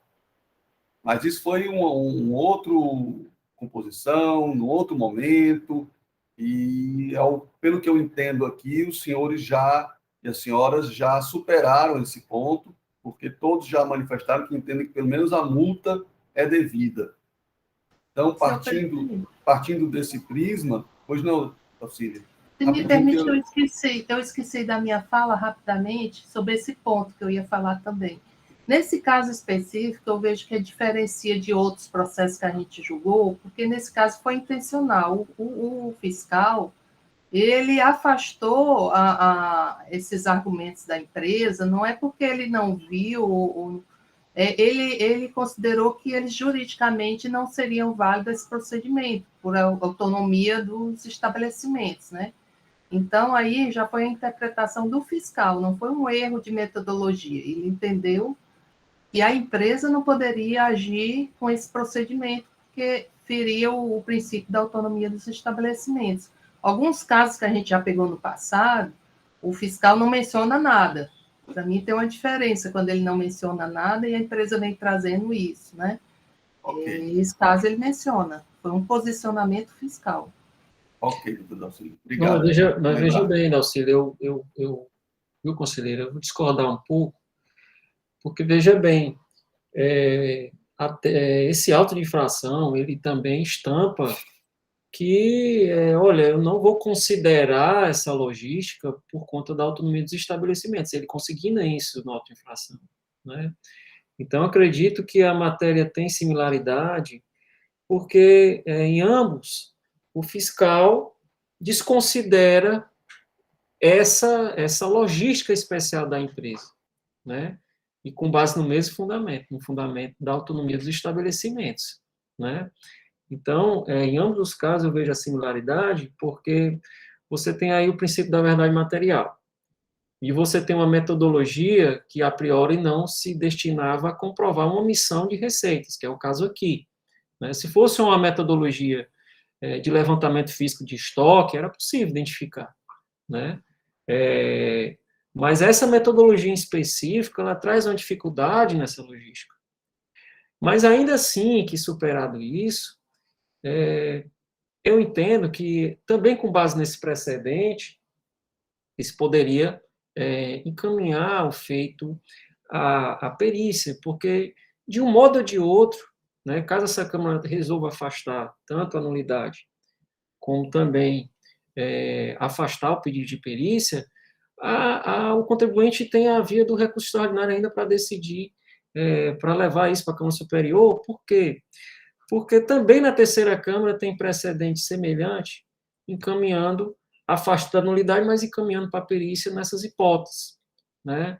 Então, por qualquer das vias, restaria ao contribuinte aí a via do recurso extraordinário. Mas eu acredito que o que importa mesmo é essa Câmara deliberar e decidir a respeito da importância do princípio da verdade material, porque fechar os olhos para uma situação que a gente sabe que é público e notório, né? É verdade que a empresa fala, porque, de fato, esses grandes magazines se organizam dessa forma, então não é razoável aqui, não como é que se diz, uma suposição irresponsável, deduzir que, de fato, tenha um fundo de verdade o que a empresa traz, né? De que a nota fiscal, porque a acusação aqui em si é a ausência de emissão de nota fiscal. E a conselheira também traz outros aspectos. Olha, é possível rastreamento, porque a empresa consigna lá o rastreamento, ou seja, a venda de origem, né, onde aconteceu a origem da venda, o estabelecimento que realizou a venda na origem. Então, já é um indicativo também de uma certa boa-fé da empresa, né, de um certo mecanismo de controle para que ela possa apresentar ao fisco também, né. Então, só queria ponderar esses aspectos, presidente.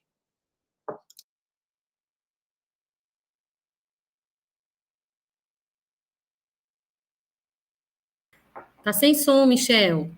Michel, tá sem som, viu? Perdão, obrigado. Doutor Renato, doutor Nelson, mais alguém deseja se manifestar depois do doutor Nelson, ou a gente pode decidir sobre a perícia depois da manifestação do doutor Nelson? Então, encerramos o debate com o doutor Nelson. Por favor, doutor Renato. Presidente, eu ia só chamar uma atenção para um detalhe, porque, assim, em alguns pontos não há discordância, porque para eu e o doutor Almir, o doutor Nelson concordar que deve ser mantido a multa, é porque, em certo momento, eu admito que quem praticou o fato gerador e teve a obrigação de emitir a nota fiscal foi quem fez a operação de venda. Para mim, isso parece claro. Então, assim, e aí só para chamar a atenção da conselheira da Auxília, porque nesse ponto eu acho que não há discordância, porque a gente está reconhecendo. O que a gente está falando é que você não pode desconsiderar que o pagamento do ICMS foi efetuado. E aí seria o ponto em que o doutor Almir e o doutor Nelson estão mais próximos do que eu penso, que seria, apesar de ser feito o pagamento por outro CNPJ, o ICMS daquela operação foi recolhido. Esse seria o outro ponto. E aí, o que a gente fala, não pode ser desconsiderado.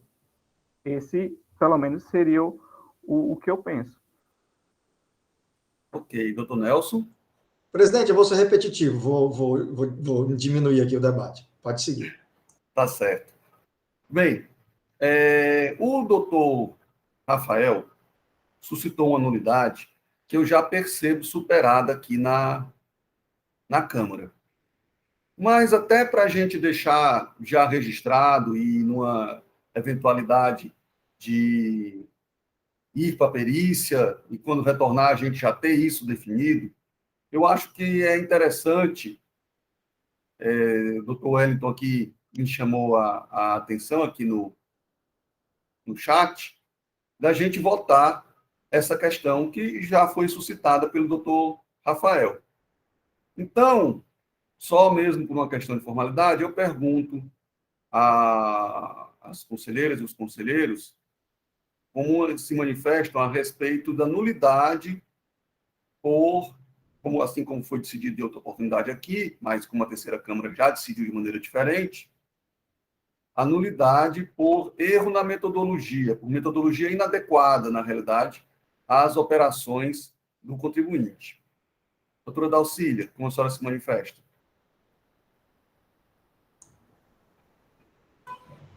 Senhor presidente, eu afasto, considerando que a metodologia do fiscal ela foi adequada à empresa, agora a operação da empresa ela é que está inadequada com a legislação. Então, com base nisso, eu não posso invalidar o levantamento.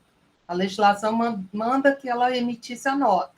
Ainda que a mercadoria saísse por outro, ela tinha que fazer o que a gente já conversou aqui, a operação triangular, a operação controle, tanto que hoje em dia o 707A já diz isso. Então, eu nem o levantamento de estoque eu consigo que daria certo, o que é que sobraria para o fiscal, nem o levantamento de estoque.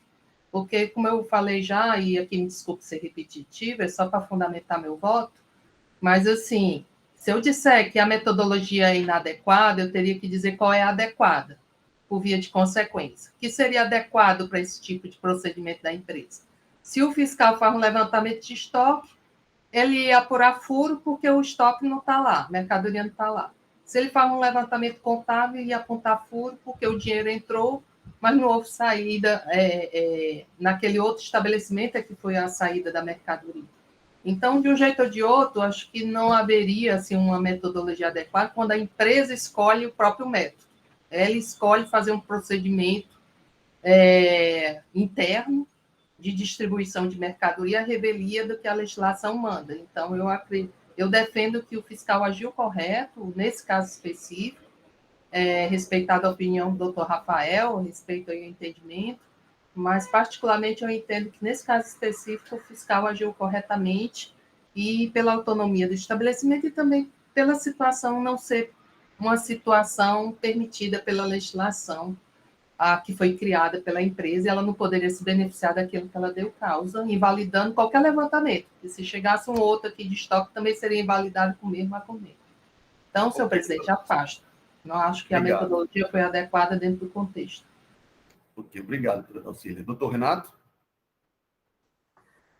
Eu afasto. O próprio contribuinte ele reconhece que faz essa operação, que ele não emitiu nota fiscal, mas defende que não há omissão porque recolheu por outro CNPJ. Então, por essas razões, eu afasto a suscitada nulidade. Obrigado, doutor Nelson. Acompanho, presidente. Doutor Almir? Presidente, eu acompanho a doutora Dalcília. Agora, eu estava relendo o recurso e eu percebi uma coisa, tá, presidente, que a gente tem que observar. O primeiro ponto do recurso, ele fala sobre as notificações de intimação. O contribuinte pede expressamente que sejam notificadas as intimações dos atos desse processo. Eu questiono, ele foi notificado para fim de julgamento, presidente? Ele não pediu que fosse intimado para a realização de sustentação oral, não. É porque ele fala todas as notificações e intimações dos atos concernentes a esse processo administrativo. Pois é, todas as intimações devem ser dirigidas ao endereço X, né? Mas as intimações que, de acordo com o rito processual, são de intimação a ele. Perfeito, entendido. Não tem que ter expressamente, como a Paulinha colocou aqui no chat, o pedido de sustentação oral, né? Exato. Tranquilo, mas eu voto com a doutora Dalcília para afastar a nulidade. Ok. Doutor Ananias, uma alegria tê-lo conosco. Até amanhã. Bom, doutor Almir votou. Doutor Wellington. Com a relatora, presidente. Doutora Jerusa. Com a relatora, senhor presidente. Então, a quarta Câmara, por unanimidade de votos, afasta a nulidade por metodologia inadequada, tendo em vista entender que a metodologia foi sim adequada a identificar uma irregularidade praticada pelo contribuinte. Bom, então, vamos agora à questão da perícia. A perícia, nós precisamos identificar... Pois não, doutor Wellington? Não, presidente, é só para saber quem é que vai propor e quais são os quesitos. Pois é isso que eu ia falar, doutor Wellington. A gente precisa, porque quem propôs, pelo que eu entendi, foi o doutor Almir. É isso, doutor Almir? Isso mesmo, presidente. Eu posso... Ou a gente pode elaborar os quesitos aqui logo, a gente, se chegar a um consenso realmente de baixa imperícia, a gente poderia elaborar logo os quesitos e já aprovar. Deixa eu ver se eu entendi, se eu consigo aqui propor um quesito, pelo que eu entendi do debate da sua proposta, doutor Almir. Que fosse intimada a recorrente a identificar quais das notas fiscais de saída dos seus CDs e de outras filiais correspondem à entrada à venda por cartão de crédito identificado lá no arquivo que está no CD, é o TF versus... Como é o nome, doutora Dalcília, do arquivo? TF versus... Deixa eu olhar aqui. Acredito que seja TFFD, não? TF versus FD, né? É o que tem a designação das operadoras, é? Que É o tem TF todas as operação. operações. Presidente, eu só acrescentaria para identificar o CPF do contribuinte, né, e o comprovante de pedido casando com a observação contida nas notas fiscais da filial que efetuou a venda. Bom, o que é que os senhores, Dalcília? Eu estou na dúvida, sim. É esse pedido, porque o relato aí do quesito que a gente está imaginando acaba direcionando para o centro de distribuição.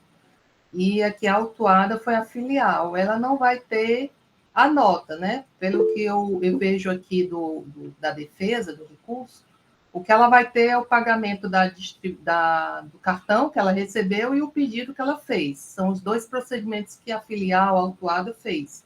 Ela emitiu o pedido, mandou para o centro de distribuição e recebeu o pagamento. Então, a gente vai pedir a ela, que foi autuada, né, que a gente não pode pedir a um terceiro que não está nos autos, que ela entre em contato com o centro de distribuição e ela forneça os documentos fiscais que correspondem àqueles pagamentos de cartão de crédito, né? Eu imagino, aqui tentando colaborar aí com o quesito, né, que tinha que partir desse pressuposto que quem tem que apresentar é a autuada, e aí ela obter do centro de distribuição dela, senão a perícia estaria indo numa terceira empresa, né? Exatamente. E não a autuada. Tem que intimar a recorrente. A recorrente é que tem que lograr trazer aos autos a célula de perícia, inicialmente, essa documentação. Então, seria no sentido de trazer as notas fiscais que correspondem aos pagamentos de cartão de crédito. Identificar a qual pagamento aquela nota fiscal se refere, né? Não é simplesmente trazer um calhamaço de notas fiscais.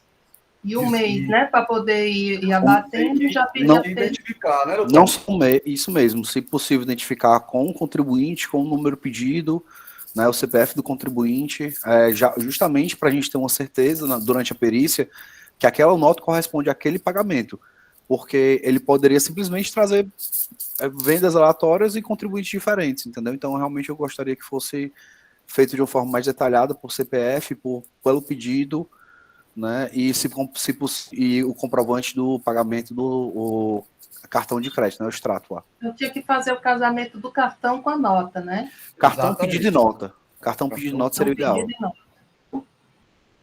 Doutor Wellington? Presidente, eu confesso que eu não estava muito assim inclinado em relação à perícia, tá certo? Mas eu acho que deve ser dada uma oportunidade para a empresa, pelo menos, tentar comprovar essas vinculações.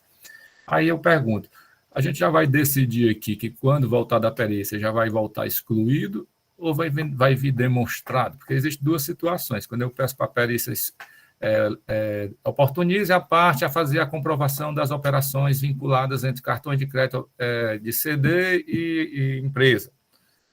Comprovadas essas operações, se excluir do levantamento. A gente vai determinar para excluir logo ou a gente vai determinar só para que seja verificada a comprovação e aí a gente vai ver a extensão de como é que isso pode ser comprovado. Que a empresa pode comprovar com a conexão de valor, com a conexão de data, com a conexão de nota fiscal. E existem registros que têm uma pertinência tão completa que não resta dúvida. Existirão outros que também serão, digamos assim, uma conexão mais rasa, entendeu? Eu imagino que nesse tipo de trabalho, com 60 mil itens, tá certo?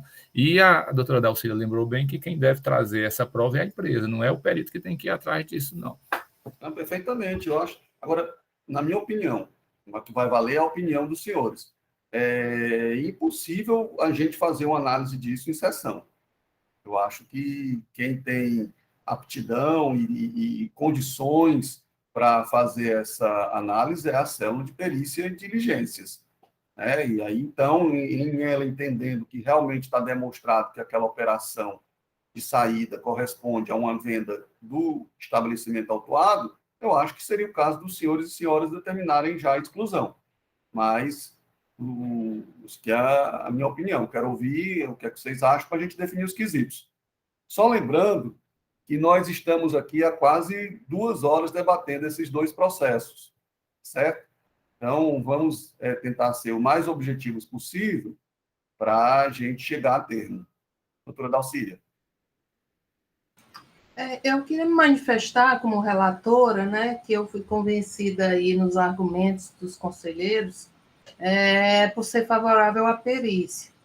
E aí, já pensando na volta, como o conselheiro Wellington falou, quando eu costumava pedir perícia lá no julgamento, eu já pedia perito para colocar a planilha em separado, porque aí a planilha ele já coloca o valor do ICMS que ele conseguiu casar, né, as vendas com os pagamentos, do jeito que a gente falou, casar o pedido, o pagamento, né, e o nome, e aí já fazer uma planilha em separado, mensal, porque até o crédito tributário, ele está por mês. Então, para fazer essa exclusão, eu preciso que volte da perícia de uma forma mensal, e aí quem for na hora da votação favorável a excluir o crédito, já vai estar lá o valor. Quem não for, né, mantém.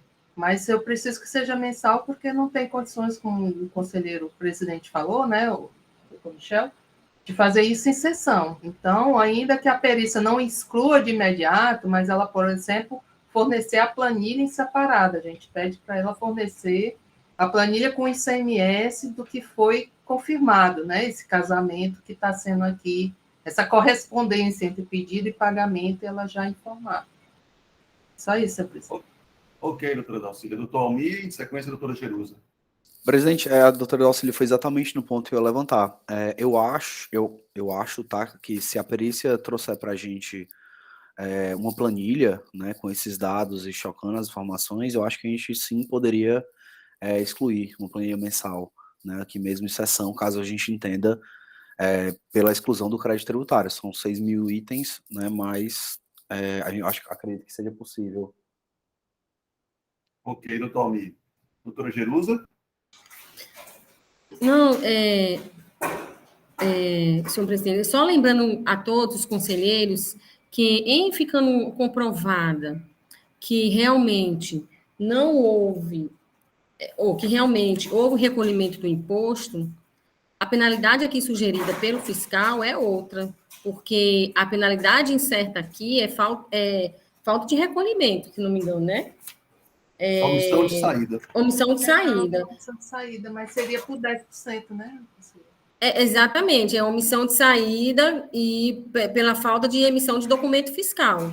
Se a gente aqui considerar que realmente não houve, melhor, que houve pagamento de imposto, vai ter que reenquadrar, acho que essa penalidade. Bom, isso aí isso aí vai ser quando voltar, né? Quando voltar. Mas, em tese, a omissão pelo que eu estou identificando aqui, pelos fatos que foram relatados, realmente o estabelecimento deixou de emitir nota fiscal. Mas isso aí vamos deixar para o seu devido momento. Agora, temos que decidir sobre a perícia. A perícia foi suscitada pelo doutor Almir, mas, pelo que eu entendi, a relatora também já está aderindo à sua realização. Doutora Dalcília, a senhora gostaria de enunciar quais seriam os quesitos? Eu sugiro aqui aos demais conselheiros que os quesitos sejam que o perito verifique, intime a empresa, né, a autuada, a comprovar, trazer os autos, as notas fiscais que correspondem aos pagamentos por cartão de crédito, né?